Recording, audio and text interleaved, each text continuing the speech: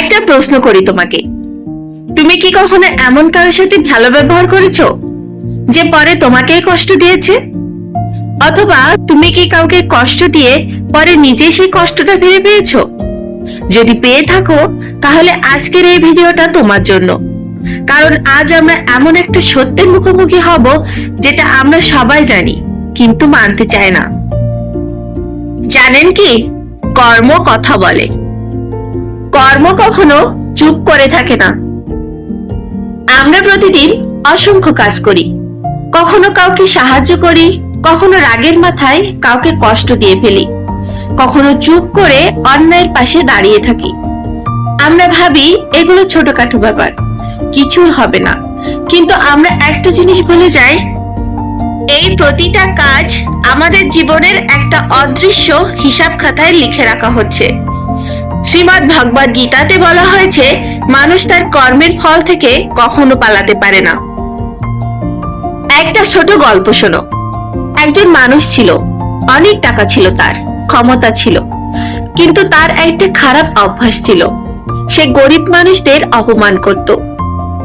একদিন রাস্তায় একজন বৃদ্ধ ভিক্ষুক তার কাছে সাহায্য চাইলো। সে হেসে বলল, তোমার এই অবস্থা তোমারই দোষ। বৃদ্ধ কিছু বলল না, শুধু চুপ করে তাকিয়ে রইল। কয়েক বছর পর সেই ধনী মানুষ ব্যবসায় সব হারিয়ে ফেলল। একদিন সে নিজেই রাস্তায় দাঁড়িয়ে সাহায্য চাইছিল, আর তখন একজন মানুষ তাকে ঠিক একইভাবে অপমান করলো। সেই মুহূর্তে তার চোখ দিয়ে জল গড়িয়ে পড়ল, কারণ সে বুঝে গিয়েছিল এটা কাকতালীয় না, এটা আমারই কর্মের ফল। তুমি যদি কাউকে সাহায্য করো, হয়তো সে তোমাকে কিছু দিতে পারবে না, হয়তো সে তোমার নামও মনে রাখবে না, কিন্তু বিশ্বাস করো, জীবন ঠিকই সেটা মনে রাখে। একদিন যখন তুমি একা হয়ে যাবে, যখন তোমার পাশে কেউ থাকবে না, তখন হঠাৎ করে কোথা থেকে যেন একটা সাহায্য এসে যাবে। এটাই কর্ম। শ্রীকৃষ্ণ বলেছেন, নিঃস্বার্থভাবে করা প্রতিটি কাজই ঈশ্বরের কাছে পৌঁছে যায়। তাহলে একটা প্রশ্ন আসে, খারাপ মানুষরা কেন ভালো থাকে? তুমি দেখবে যে মানুষ অন্যকে কষ্ট দেয়, সে অনেক সময় ভালোই আছে, আর তুমি ভালো থেকেও কষ্ট পাচ্ছ। কেন? কারণ জীবন একদিনের হিসাব না। আজ যে সুখে আছে, সে হয়তো তার আগের ভালো কাজের ফল ভোগ করছে, আর আজ যে কষ্ট পাচ্ছে, সে হয়তো পুরনো ভুলের ফল দিচ্ছে, কিন্তু হিসাব চলছে সব সময়। সবচেয়ে সুন্দর বিষয়টা জানো কি? তুমি চাইলে আজ থেকেই সব বদলাতে পারো।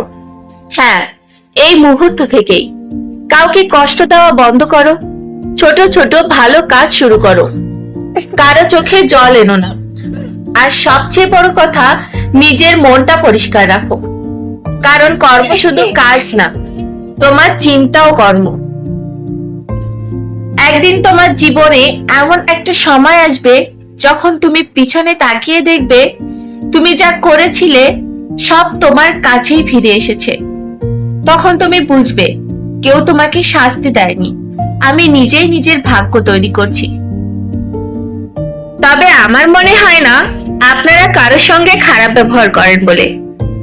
আপনারা এই ভিডিওটা তাদের কাছে শেয়ার করতে পারেন যারা এই ধরনের কাজগুলো করে থাকে এবং এই বিষয়টা সম্পর্কে একদমই অবগত নয়। ধন্যবাদ সবাইকে ভিডিওটি শেষ পর্যন্ত দেখার জন্য। আশা করি ভিডিওটি আপনাদের কাজে লেগেছে।